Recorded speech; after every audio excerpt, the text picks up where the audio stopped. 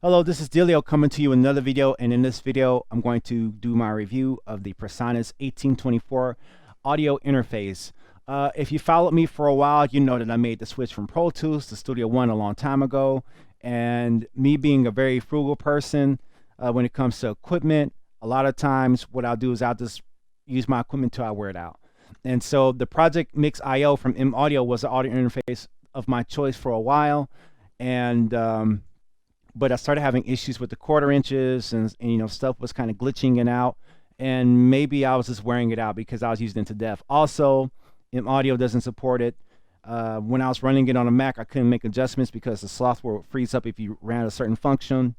And on PC, you can access the functions, but again, there's still some issues. And for me to do tutorials like how I did with it in the past, I had to use a lot of extra routing, and I even had to use something called voice meter just to route sound in and back to it, just to give you that direct sound. And while I did pull it off, but it took a lot of work to synchronize everything and to make everything work. So with this audio interface, it's being USB 2.0. It has a loopback feature in it that allows me to take the output and route it back to the input, which is great for live broadcasts as well as tutorials and whatever else I want to do. On my Project Mix IO, I had I only have 4 outputs on there. On this, I have 8. I have 8 inputs as well. They're both quarter inch and XLR combined things, but there's some mute functions on here. There's a lot of little extra functions, and the seamless functionality that it has with Studio One 4 is really cool. And so I'm really enjoying it. I enjoy the volume being very responsive. It's a little bit almost too loud for my speakers now, because I noticed that my speakers distort now because of how much decibels and how much voltage and power is coming out of the interface now. So I have to kind of watch it, which is fine, but it just goes to show you what happens when you get new equipment versus equipment you've had for a long time, which both is great and has served its purpose. So let's go to the screen, and I'm going to talk about some features that I like about it. So let's go to the screen. Okay, so right now you see I have Studio One 4 open, but we're going to go to something called Universal Control. Universal Control is Presonus's proprietary software for controlling their audio interfaces. Just to give you a comparison of what I used to use versus this. So, and I can't open it because this audio interface isn't hooked up. So, for instance, in Universal Control, you can actually access this on your Android phone or on your iPhone.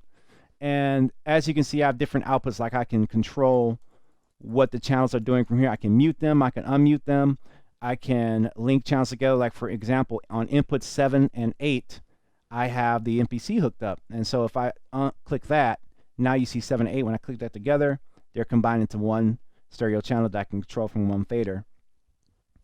My main microphone that I use to record music is right here, and I can center that out just like that.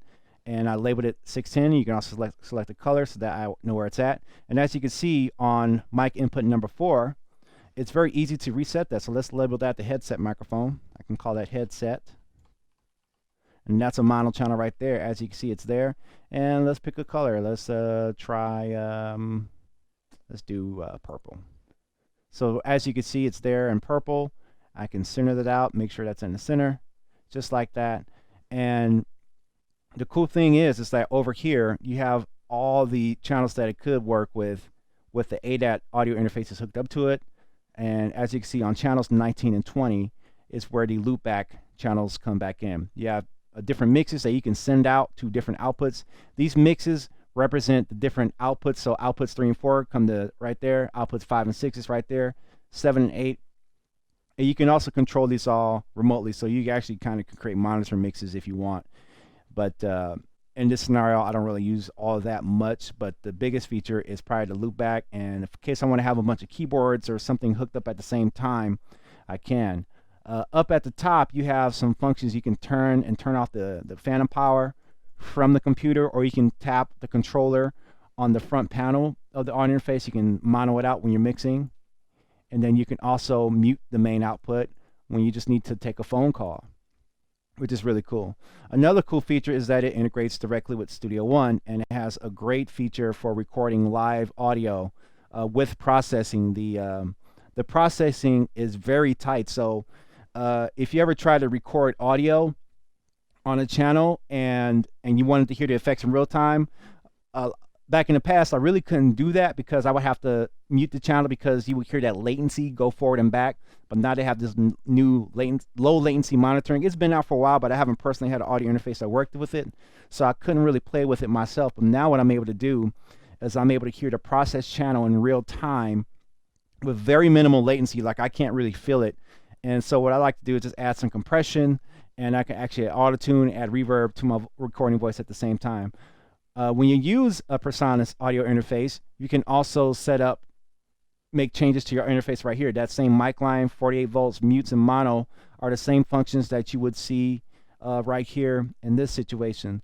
So let's give you kind of like a brief sound clip of what the direct loop pack does. So this beat and this song is coming out the main outputs, but I have it wired back to an input on OBS, in which I'm recording this. And you can see that you can hear the audio directly, which is really good. And I'm not using any external software. There's no extra processing my computer has to do to keep up with it. So when I hit play, I can turn off the metronome.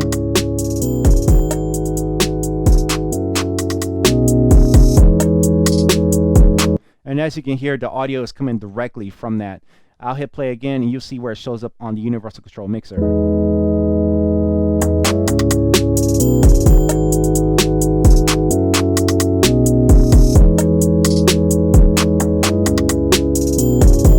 As you can see, it's coming in pretty hot, but it's still a great way to record direct audio for teaching, for training, for all of that stuff. So I'm really enjoying it. And then also, I mean, I can really enjoy the latency settings right here. Right now, I'm running at about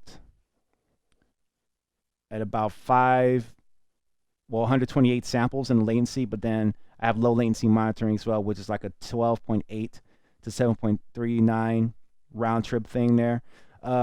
Audibly, now probably will have to show you guys what I'm talking about as far as the low latency monitoring. That could be another video where I'm actually able to record with auto-tune and effects and compression in real time to the tracks without you hearing that latency clapback or that latency round trip sound that kind of throws it off.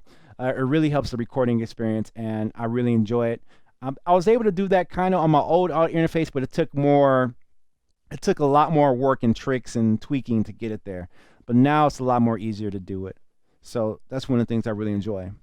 So as you can see, that is the Presonus 1824. That's kind of like my first review. I've been using it for a little bit. I've been really enjoying it. It definitely feels like I have more of a synergistic system now that I have the audio interface and the DAW software coming from the same company. They seem to have a way of talking with each other more seamlessly without so much working around. And then also the loopback feature is a great feature, especially for doing tutorials and for beat videos, because now I don't have to use voice meter and I don't have to use wires around and do a lot of extra stuff. Now I can really kind of just combine everything. Like I can probably hook up the Moog and record a tutorial and play the Moog live while I'm teaching something or something like that. So it's a really cool thing, and I just wanted to share it with you guys. So I hope you like this video. If you like this type of stuff, let me know in the comments below, and I'll see you guys in the next video. Hit the like button, hit the subscribe, all the good stuff, and make sure you check out DillioT2K.com for more information, blogs, beats, and everything else that's going on. All right, y'all take care. Peace out.